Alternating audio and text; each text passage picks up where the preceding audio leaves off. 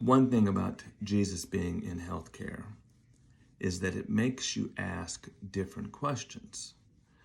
I have a patient who had a very significant medical concern that probably required surgery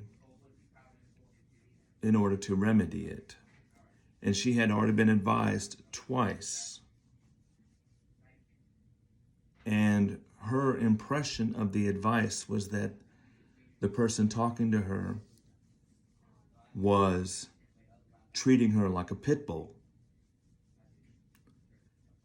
And she was clearly very anxious about both the problem, the significance of the concern, and the proposed remedy. And the advice that she had been given was absolutely medically correct. Absolutely medically correct. And I was never going to get there by just saying, well, you were told the right thing. And so the Jesus laid it on my heart. Ask her why she's afraid.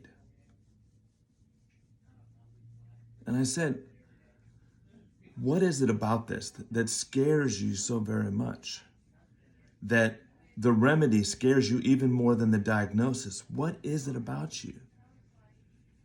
And her answer was, because I'm going to feel less of a woman if that's done. She was scared as heck about the diagnosis, but she was even more scared about loss of self. These are the kind of questions that don't get asked if Jesus is not in healthcare. And going back to the premise that the only way Jesus is in healthcare is if you put him there. And so, for whomever this is for today, if you're the patient, pray about being brave enough to say what's really on your heart. And if you're the provider,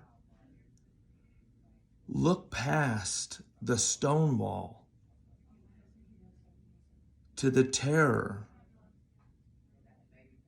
that's causing it to be there. Because once you speak a fear, once the fear is physically spoken, it loses a lot of its power. But you're never going to get there if all you see is a stubborn patient. I love y'all, no buts.